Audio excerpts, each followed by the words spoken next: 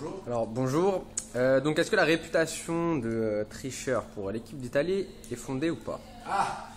Elle est fondée sur certains aspects factuels, parce que de toute façon, il y a beaucoup de joueurs italiens ou autres qui peuvent être tricheurs ou au moins truqueurs sur le terrain.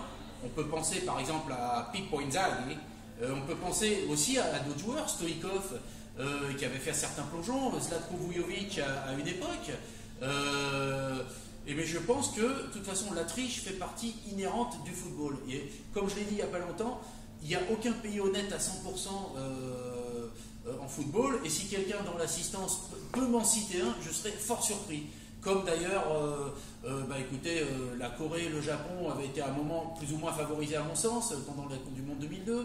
Ensuite, on peut penser également à l'Allemagne et l'Autriche qui s'étaient arrangés au détriment de l'équipe nationale d'Algérie en 82, qui avait d'ailleurs l'Algérie qui avait même une équipe à mon avis pour atteindre la demi-finale ou la finale. Voilà. Question suivante. D'accord. Excusez-moi, est-ce que vous pensez justement que le style de jeu de l'équipe d'Italie a changé dans le sens où est-ce que ça reste une équipe qui triche et est-ce que son style de jeu justement dit fermé avec le fameux catenaccio, est-ce que ça existe encore tout ça?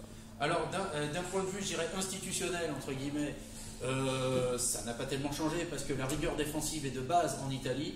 Mais d'un point de vue pragmatique, avec la règle qui oblige le gardien à ne pas prendre le ballon avec les mains, a fait quand même un peu évoluer le style qui commençait un petit peu à se comprimer.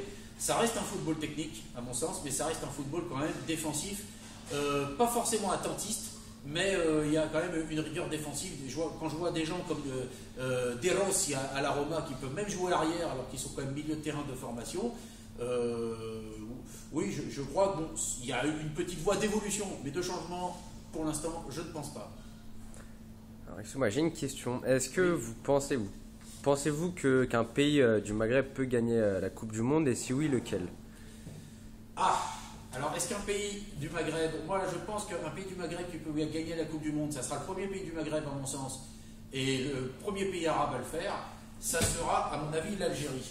Déjà il y a un parcours, il y a un vivier, c'est un grand pays où il y a beaucoup d'habitants, bon, moins qu'en Égypte certes, mais c'est un pays justement qui a une tradition footballistique forte, qui s'inscrit sur des décennies. Je pense à l'équipe de 82 et de 86, et à mon avis, l'Algérie sera le premier pays arabe, arabo-musulman, maghrébin, ce que vous voulez, qui sera champion du monde de football. Même si la voie avait été ouverte par le Maroc en 86, parce que ça a été le premier pays africain et arabe à se qualifier pour le deuxième tour de la Coupe du Monde. Ça, on l'oublie bien souvent parce que les gens citent beaucoup le Cameroun ou le Nigeria. Les gens ont un peu de mémoire sélective, les journalistes sportifs font malgré eux de la rétention d'informations à mon sens, pas comme les sociologues du sport par exemple. Y a-t-il d'autres remarques, d'autres questions avant que je passe mon tour à mon confrère? Non? Bon, écoutez, merci de m'avoir invité.